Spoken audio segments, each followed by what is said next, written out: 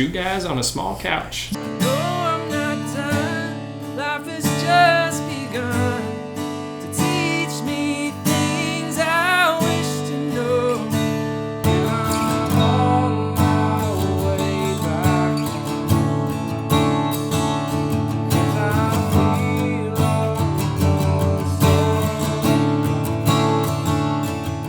alone. I'm Jeremy.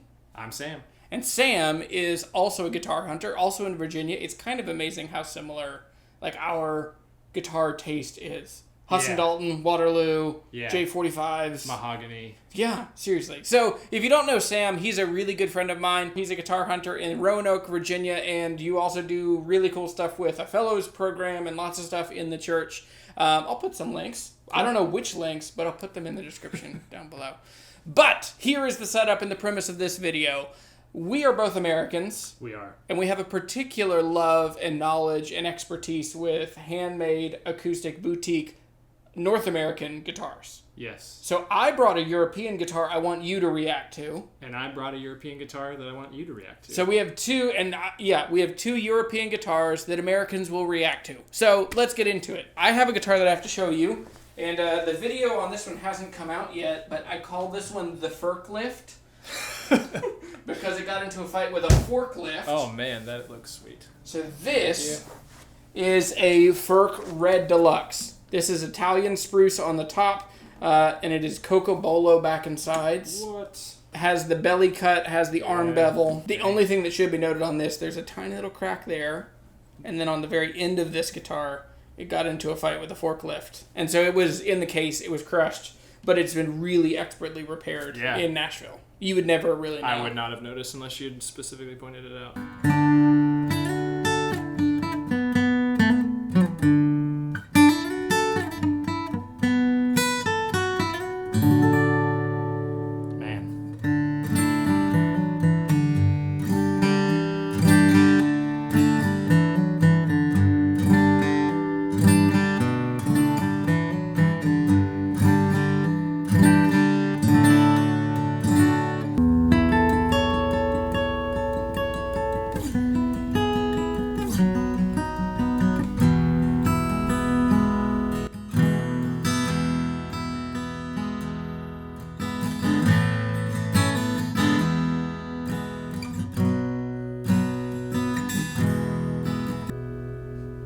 Like anything open chord sounding sounds really nice. Absolutely. That's what I really noticed is that like every note seems to be about the same volume. And it at no point does it feel like overwhelmed. Like which sometimes that's what you want. Like sometimes you want a guitar that's just over the top. But man, this like it feels like a piano almost. Yeah. And very like sensitive to playing dynamics.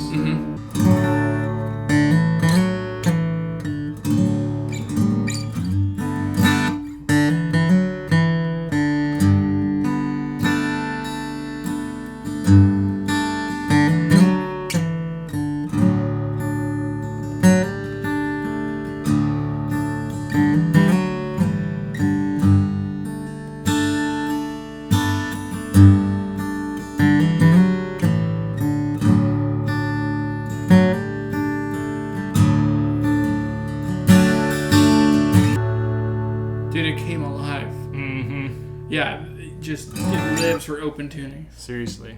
So that I think overall, to my ears, Furchs are very bright. But they're I think bright is sometimes used in saying lacking bass. Right. This it feels like there's still enough bass. Yeah. But it's just not like if you're super into Martins, this would be a very different sounding guitar to you. Yeah.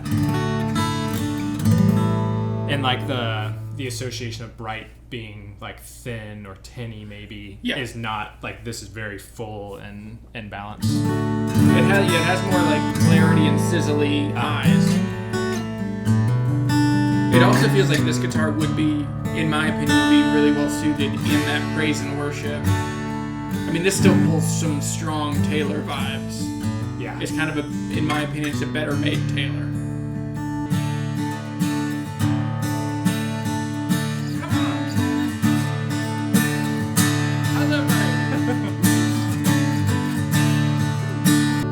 Sheesh. Okay, overall impressions. European guitar versus American. I mean, this is a great guitar.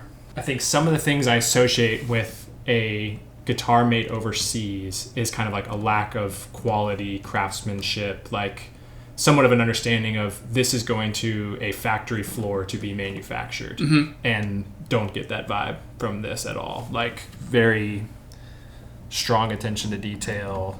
And this is, I mean, this is the top of the line. Yeah. The only thing above this is their custom shop.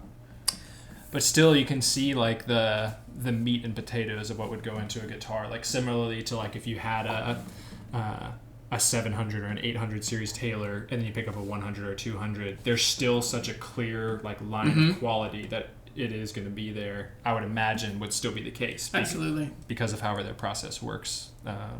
Yeah, and you get to where, so on the Red series, what they're doing is they're voicing the tops and the backs. So as they're putting the tops together, they're removing material to make sure that they are like naturally resonant. And like the quality of this wood is just amazing. I know. This Kokobo, I can't get over how vibrant it is. Yeah. I mean, just crazy. When I think of American-made guitars, I think tradition. I think that they're all you're going to see each one. You'll feel the DNA where they come from. Yeah. And with this, it's just, what's the best guitar we can make? Yeah. And so this is like a great modern guitar. The arm bevel, the belly bevel. I mean, super comfortable. All right. Sweet, man. So Americans responding to Furch guitars, to Furchs. Super impressed. At least I am. I am as well. Thank you. Cool. Sunburst, round shoulder. I see a Sitka spruce top with some checking. Yeah, so they have an aged finish on a lot of their guitars. You can get like a gloss, what they call mirror finish, but this one has the aged finish. So that baked Sitka top, and then they age the finish and age some of like the hardware and things like that. That's cool and subtle. Yeah. And then mahogany back inside. This guitar, it's super clean. And so this is the J43. Yep. J43A. So can I take a stab at what I assume this means? Yep. I'm assuming with a banner, that's going to mean 1943. Yep. Okay, it probably couldn't be called a J45 for certain litigious reasons. Probably.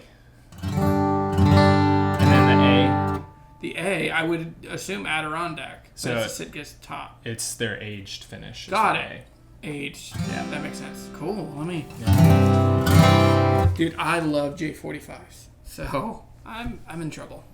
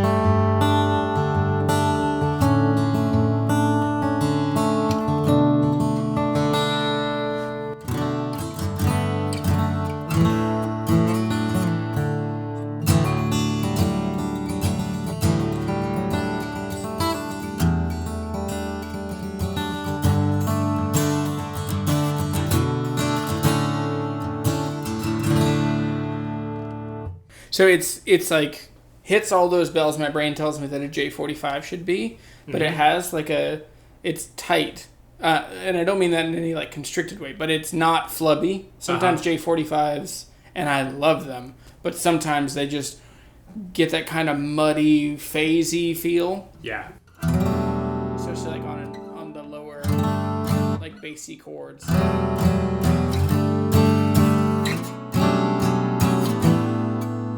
The intonation is awesome too. Man, it sounds really good. I think that's why I'm so into DADGED, because I think it shows you where you're not actually intonated, and to me it's a better test of like a really good, well-built guitar. Yeah. Okay, so there's a lot of nostalgia coming out of this guitar. I think the only thing that I'm noticing that just isn't like if you're holding it to the accuracy is just how bright or fair the fingerboard and the bridge are. Right. Because a traditional J45 would have had a much darker rosewood, probably Brazilian rosewood, and then even when they transitioned out of Brazilian rosewood, still would be kind of a darker brown tone. Yeah, and it would, if you would go, the other route would be ebony, but ebony doesn't quite make sense. Yeah. On a J45, like a 28, always ebony. Yeah. But yeah, so I do think that this guitar, both of these are coming at. This one feels like they're aiming for way more nostalgia.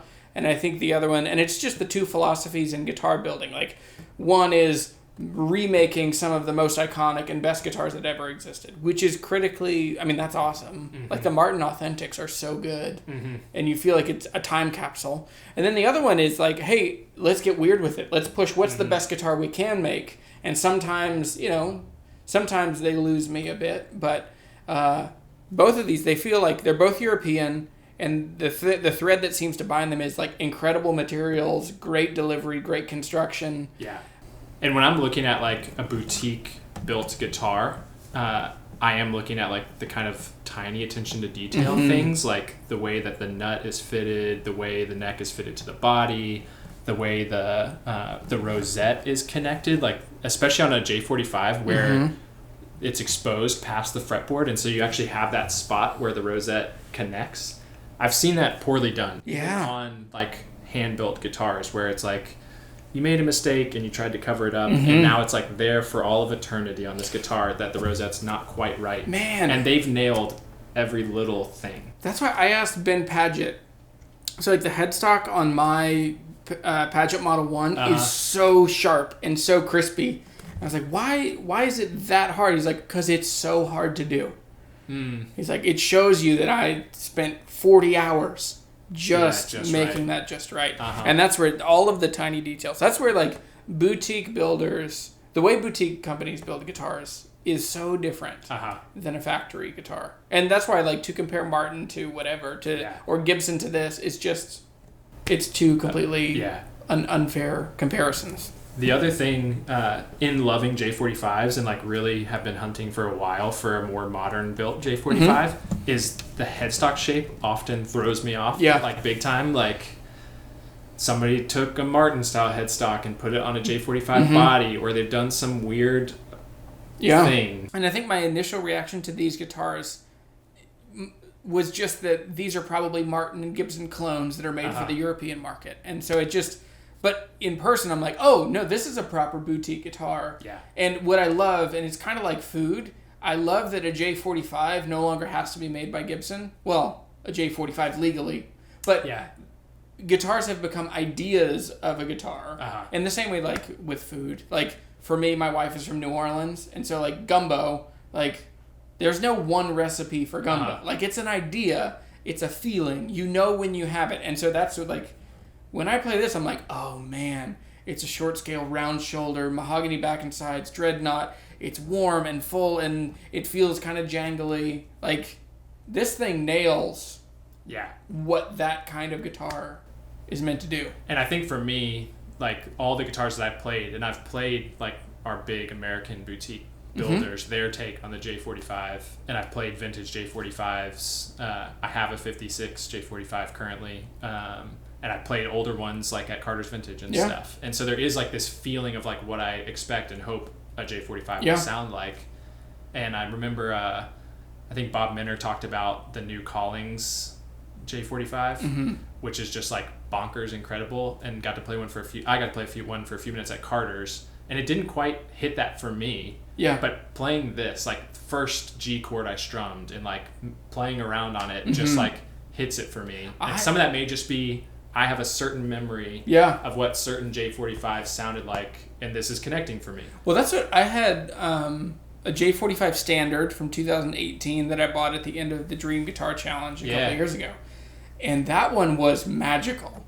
And then a year that one, I ended up trading and selling and getting my Husson Dalton TDM. Yeah. But in the meantime, another guitar I bought was a true vintage red spruce top J45. And it wasn't as good as the J45 Standard. Yeah. And so that's where, like, it's so hard to see. But I think that this is a kind of guitar that I think everyone should try to own. Like a J45 or an Eastman, like the E10. Like there's some stuff that's similar. And man, this is super cool. So thanks for watching this video. I think overall, Americans, I'm super impressed. As well. Yeah. Like European guitars are incredible. I'll put a card and a link in the description if you want to watch. I toured the Furch factory. They flew us to the Czech Republic. It was amazing. And they are building guitars chasing the absolute best guitar that can exist. And then there's other guys, like, I'd love to come see the guys in Afton. You want to come? Let's go. I'm in. I'm way in. Hey, let's go. Let's go watch some Premier League soccer and go visit Afton. Yeah, and we'll go to Canterbury. We'll see the Bishop, Robin Hood. Okay, yeah. Other European stuff. Life has just begun to teach me things I wish to know. Now a glass in my eye, didn't know the time. Oh, the sand would fall down, down.